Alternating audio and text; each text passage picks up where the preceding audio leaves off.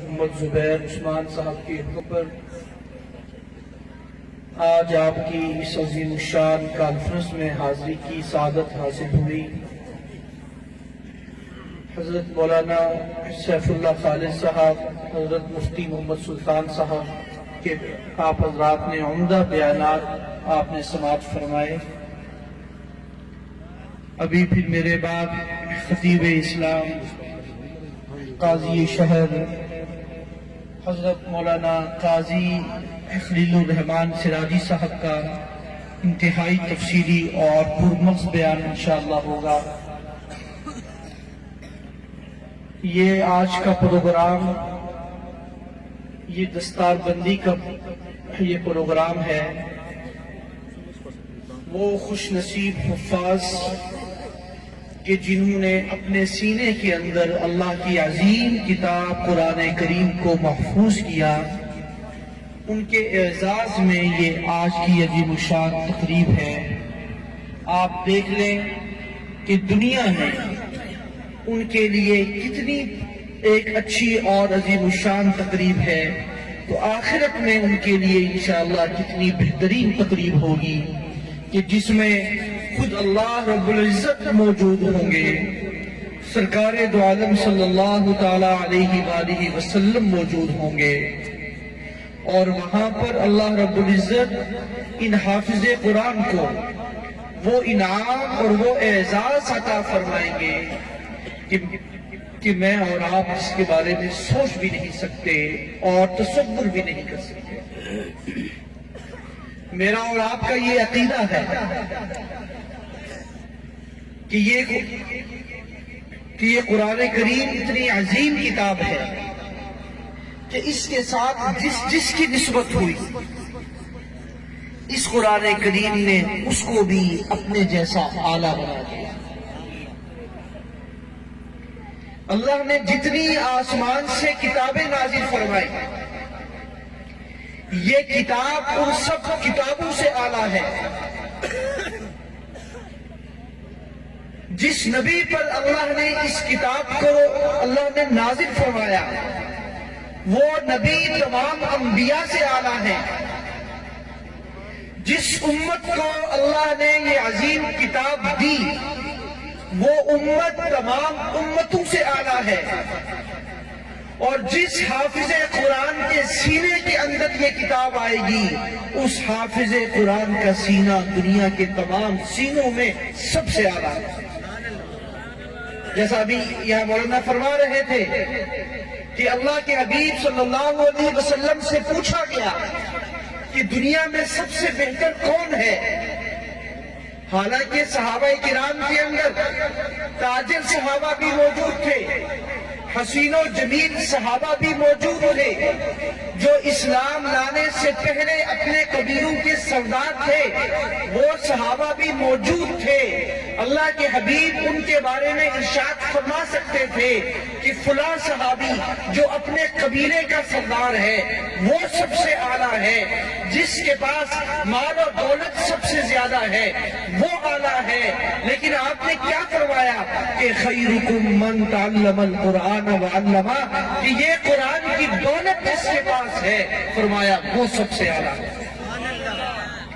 صحابہ کرام رضوان اللہ تعالی علیہ مجمعین، خاص کر سیدنا عمر فاروق رضی اللہ تعالی عنہ، جب کسی کو کوئی عہدہ دیتے تھے تو سب سے پہلے یہ سوال فرماتے تھے کہ ان میں سے سب سے زیادہ قرآن کے علم کو جاننے والا کون سا؟ یہ تو آج چونکہ ہمارے ہاں نظام اسلامی نہیں ہے، بلکہ ہمارا نظام تو یورپ سے آیا ہے، ہمارا نظام انگریز کا بنایا ہوا ہے۔ اس لیے آج تو عہدہ کے لیے شرط ہے کہ اس نے سی ایس ایس کیا ہوا ہو، دنیا کی اعلیٰ سے اعلیٰ یونیورسٹی سے اس شخص نے پڑھا ہوا ہو۔ لیکن اسلام کا جو نظام خلافت راشدہ کا نظام تھا، سیدنا عمر نے جب عہدہ دینا ہوتا تو یہ سوال ہوتا تھا کہ سب سے زیادہ قرآن کریم کو جاننے والا کون ہے؟ اور اس قرآن کریم کے زیادہ حفظ کی بنیاد پر اور زیادہ علم کی بنیاد پر عہدے دیے جاتے تھے۔ تب تو ان کا نظام ایسا عمدہ اور مثالی نظام تھا کہ آج بھی دنیا خلافت راشدہ کے نظام عدل کی جو ہے وہ مثالیں پیش کرتی ہے۔ اور یہ قرآن کریم اتنی اعلیٰ کتاب ہے، آپ نے علماء سے سن رکھا ہے کہ اسلام کے آنے سے پہلے، اس کتاب کے آنے سے پہلے عرب کے لوگوں کی جو حالت تھی وہ قابل رحم تھی۔ بات بات پر قتل کر دیا جاتا تھا ایک دوسرے کو، اور جو قاتل ہوتا تھا اس کو اس چیز کا بالکل علم نہیں ہوتا تھا کہ میں جس کو قتل کر رہا ہوں کس جرم کی بنیاد پہ میں اس کو قتل کر رہا ہوں، اور جو مقتول قتل ہو رہا ہوتا تھا اس کو علم نہیں ہوتا تھا مجھے کس جرم کی بنا پر قتل کیا جا رہا ہے۔ لیکن جب میرے اور آپ کے آقا اور مولا حضرت محمد رسول اللہ صلی اللہ تعالیٰ علیہ وآلہ وسلم غار حرا کے اندر اس کتاب کو لے کر آئے تو پھر اس کے بعد صحابہ کرام کی آپس میں محبتیں ایسی مثالیں ہوئی کہ اللہ کو پھر یہ مثال دینی پڑی، محمد رسول اللہ والذین معہ اشداء علی الکفار رحماء بینہم، کہ میرے حبیب کے صحابہ تو ایسے ہیں کہ جو آپس میں ایک دوسرے سے محبتیں کرنے والے ہیں۔ یہ اس قرآن کی عظمت تھی، صحابہ نے اس قرآن پر عمل کیا، اس قرآن کو اپنے سینے کے اندر محفوظ کیا۔ آج میں نے اور آپ نے تو صرف اس قرآن کو اس حد تک رکھ لیا کہ ہم نے جب اپنی بیٹی کی شادی کر لی تو بس اس کے سر پر قرآن رکھ دیا، اور صرف ہم نے اس قرآن کو آج اس حد تک رکھا ہوا ہے یہ ہمارے گھر کی الماریوں کے اندر ہے، اور وہ الماریاں جو سب سے اوپر والی ہوتی ہیں تاکہ وہاں کسی کا ہاتھ بھی نہ جائے۔ لیکن صحابہ نے تو اسی قرآن کو اپنے سینوں کے اندر محفوظ کیا، اپنی زندگیاں اس قرآن کے مطابق کی ہیں، تو اللہ رب العزت نے ان کو وہ بلندیاں، وہ شانیں، وہ رفعتیں، وہ عظمتیں عطا فرمائیں کہ آج 1400 سال گزرنے کے بعد بھی امت کے ہزاروں لوگ صحابہ کی ناموس کی خاطر اپنی جانیں قربان کرتے تھے۔ یہ قرآن کی وجہ سے انقلاب تھا۔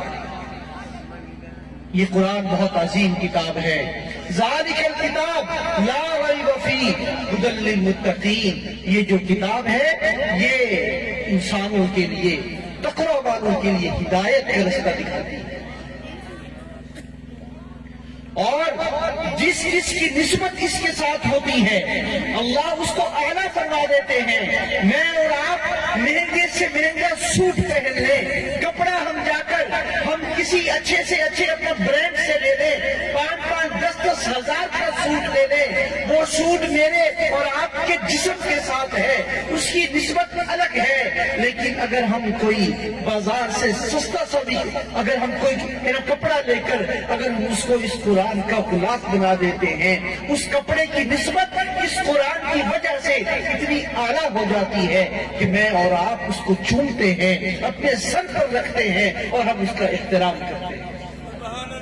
یہ اس قرآن کی نسبت ہے، اور سوچیں یہ حفاظ جنہوں نے اپنے سینوں کے اندر اس قرآن کو جنہوں نے اپنے سینے میں محفوظ کیا، اللہ کے ہاں ان کا کتنا اونچا مقام ہے، کتنا اعزاز کی بات ہے۔ ویسے تو یہاں لوگ اس حال کے اندر شادیاں کھانے کے لیے آتے ہوں گے، لیکن آج میں اور آپ یہاں اس حال کے اندر ختم قرآن کریم کی محفل میں ہیں۔ خدا کی قسم یہ حال بھی اس وقت روئے زمین کی اعلیٰ سے اعلیٰ جگہوں میں سے ہے، اس لیے کہ آج اس حال کی نسبت یہ قرآن کریم کے ساتھ ہے۔ اور یہ مدارس کہ جو اس قرآن کریم کی تعلیم دیتے ہیں یہ کوئی عام ادارے نہیں ہیں، ان کی جو نسبت ہے وہ غار حرا کے ساتھ ہے، ان کی جو نسبت ہے وہ مسجد نبوی میں موجود اصحاب صفہ کے چبوترے کے ساتھ ہے۔ کیوں کہ سب سے پہلے اس قرآن کریم کی تعلیم کا سلسلہ وہاں سے شروع ہوا تھا۔ آج قاری زبیر عثمان صاحب، قاری محمد عثمان چٹھا صاحب مولانا حفیظ اللہ شرازی صاحب، قاری غلام مرتضیٰ صاحب، کئی اس علاقے کے اندر حفاظ قرآن ہیں جو یہاں قرآن کا کام کر رہے ہیں. ان کے مدرسوں کو نہ دیکھا کرو، یہ کتنی بڑی بلڈنگیں ہیں، کتنی بڑی عمارات ہیں، یہاں ماربل لگا ہوا ہے کہ نہیں، یہاں پر سہولیات ہیں کہ نہیں. اس چیز کو نہ دیکھو، یہ دیکھو کہ آج دنیا کے کسی اسکول کی جو نسبت ہے آکسفورڈ کے ساتھ ہوگی، کسی اسکول کی جو ایفیلیشن ہے آکسبرج کے ساتھ ہوگی، لیکن جامعۃ الحسنین تعلیم القرآن کی جو نسبت ہے خدا کی قسم وہ مسجد نبوی میں موجود اصحاب صفا کے چبوترے کے ساتھ. یہ جو استاذ قرآن پڑھاتے ہیں یہ کوئی عام استاذ نہیں ہے، ان کی پاس ایک سند ہے، انہوں نے اپنے استاذ سے پڑھا، انہوں نے اپنے استاذ سے پڑھا، انہوں نے اپنے استاذ سے پڑھا. ایک سند ہے، ایک نسبت ہے جو چلتے ہوئے جناب محمد رسول اللہ صلی اللہ تعالی علیہ وآلہ وسلم تک جاتی ہے. یہ کوئی عام استاذ نہیں ہے. یہ جو آج آپ کو حفاظ نظر آ رہے ہیں یہ حفاظ بھی کوئی عام نہیں ہے. ان میں سے کسی کی نسبت ابو بکر صدیق کے ساتھ ہوگی، کسی کی نسبت عمر فاروق کے ساتھ ہوگی، کسی کی نسبت عثمان غنی کے ساتھ ہوگی، کسی کی نسبت حیدر کرار کے ساتھ ہوگی، کسی کی نسبت ابو ہریرہ کے ساتھ ہوگی. ابو ہریرہ فرماتے ہیں کوئی صحابی اپنے کام کاج کے لیے جاتے تھے، کوئی کھیتی باڑی کے لیے جاتے تھے، کوئی کاروبار کے لیے جاتے تھے. میں تو دور سے آیا تھا، غریب تھا، سارا دن سرکار دو عالم صلی اللہ علیہ وسلم کے در پہ بیٹھا رہتا تھا. آپ صلی اللہ علیہ وسلم اپنی زبان سے کوئی لفظ ارشاد فرمائے اور میں ابو ہریرہ اس لفظ کو اپنے دامن میں سمیٹ کر اپنے سینے کے ساتھ لگا کر امت تک پہنچا دوں. یہ دین جو آج مجھ تک اور آپ تک پہنچا یہ بہت قربانیوں کے بعد پہنچا، جدوجہد کے بعد جو ہے یہ پہنچا. تو اور یہ مدارس کوئی عام مدارس نہیں ہے.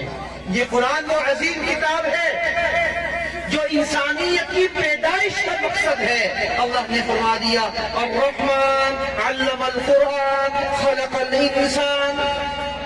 اے انسان تجھے میں نے پیدا اس لیے کیا تاکہ تو اس قرآن کو سیکھے. میرے اور آپ کی پیدائش کا مقصد قرآن کو سیکھنا ہے. یاد رکھیے علماء کرام آپ کو ڈاکٹر بننے سے نہیں روکتے، علماء کرام آپ کو اسکول کا ٹیچر بننے سے نہیں روکتے، علماء کرام آپ کو انجینئر بننے سے نہیں روکتے، علماء کرام آپ کو دنیا کی کوئی ڈگری حاصل کرنے سے نہیں روکتے. ہاں ہم اتنی بات ضرور کہتے ہیں کہ آپ پہلے اپنے بچوں کو اس قرآن کا حافظ بنائیں، اس قرآن کا قاری بنائیں، اس قرآن کا عالم بنائیں. جب آپ کے بچے کے سینے کے اندر اللہ کی یہ عظیم کتاب قرآن کریم محفوظ ہوگی، اگر وہ انجینئر بھی ہوگا اپنی نوکری کے ساتھ انصاف کرے گا. اگر اس کے سینے میں قرآن ہوگا ماسٹر بھی ہوگا اپنے اسکول میں آنے والے بچوں کے ساتھ انصاف کرے گا. اگر اس کے سینے میں قرآن ہوگا ڈاکٹر ہوگا آنے والے مریض کے ساتھ انصاف کرے گا. کیونکہ یہ قرآن عدل کا درس دیتا ہے، انصاف کا درس دیتا ہے، تقوی کا درس دیتا ہے، والدین کا احترام سکھاتا ہے، بہنوں کا وراثت کے اندر حصہ سکھاتا ہے، بھائی کا وراثت کے اندر حصہ سکھاتا ہے، ماں کا احترام سکھاتا ہے، باپ کا احترام سکھاتا ہے. یہ قرآن مجھے اور آپ کو زندگی گزارنے کا طریقہ سکھاتا ہے. اپنے بچوں کو بنائیں، جو بنانا چاہتے ہیں بنائیں، لیکن انہیں سب سے پہلے اس قرآن کا حافظ بنائیں تاکہ کل جب میری اور آپ کی میت آئے بچہ قرآن کا حافظ ہوگا، مدرسے کا اپنا پڑھا ہوا ہوگا، وہ کل کو میری اور آپ کی میت پر کھڑے ہو کر کوئی میرے اور آپ کے لیے دعائیں مغفرت کر سکے گا. آج ہم کئی ایسے لوگوں کو جانتے ہیں کہ جب ان کے والدین کا انتقال ہوا ہمارے پاس آئے مدرسوں میں حضرت قاری صاحب مجھے ذرا آپ دعائے مغفرت تو سکھا دیں، مجھے تو یہ دعا بھی مجھے نہیں آتی. مجھے میرے والد نے دنیا تو بہت بڑھا دی تھی، میں ڈاکٹر بن گیا، انجینئر بن گیا، میں آج لاکھوں کروڑوں روپے کما رہا ہوں، لیکن آج میرے باپ کی میت پڑی ہوئی ہے، ماں کی میت پڑی ہوئی ہے، آج مجھے دعائے مغفرت نہیں آ رہی. کتنا افسوس کا مقام ہوگا. آپ صلی اللہ علیہ وسلم نے فرمایا کہ سب سے بہترین صدقہ جاریہ یہ ہے کہ اپنی اولاد کو دین کا علم سکھا جاؤ. میں اکثر جگہوں پر یہ بات تحدیث کی نعمت کے طور پہ عرض کرتا ہوں، آپ کو دکھانے یا سنانے کے لیے نہیں، ترغیب کے طور پہ یہ بات عرض کر رہا ہوں کہ میرے والد صاحب کا جس دن سے انتقال ہوا، میں چاند کی تاریخ کے حساب سے روزانہ 112 پڑھ کر اپنے والد کو بھی احسان ثواب پہنچاتا ہوں، اپنے دادا دادی نانا نانی اپنے تمام مرحومین رشتے داروں تک میں اس قرآن کا ثواب ان تک پہنچاتا ہوں کہ یہ میرے والد کا مجھ پر حق تھا، انہوں نے مجھے حافظ بنایا، مجھے قرآن والا بنایا۔ آج قبر کے اندر اگر ان کو ضرورت ہے تو میری اس تلاوت قرآن کی ان کو ضرورت ہے۔ اپنی اولادوں کو قرآن والا بنا دیں، حضرات کے پاس لے آئیں، انشاءاللہ العزیز آپ کے بچوں کی دنیا بھی اچھی ہوگی، آخرت بھی اچھی ہوگی، مولوی بھوکا نہیں مرے گا انشاءاللہ العزیز۔ جب اللہ کے دشمن اس دنیا میں بھوکے نہیں مرتے تو یہ کیسے ہو سکتا ہے کہ اللہ کے دوست جو ہیں وہ بھوکے مریں؟ یہ قرآن والے اللہ کے دوست ہیں، انشاءاللہ کبھی بھوکے نہیں مریں گے۔ یہ آپ کے بچوں سے بہت دوسرے بچوں سے بہت عمدہ زندگی گزاریں گے۔ بس اپنے بچوں کو قرآن والا بنا لیں، پھر آپ ان کو دنیا کے کسی میدان میں بھی لے جائیں، انشاءاللہ ناکام نہیں ہوں گے۔ اللہ رب العزت سے دعا ہے اللہ مجھے اور آپ کو اس قرآن کے ساتھ صحیح معنوں میں محبت تعلق نصیب فرمائے۔ وآخر دعوانا الحمدللہ۔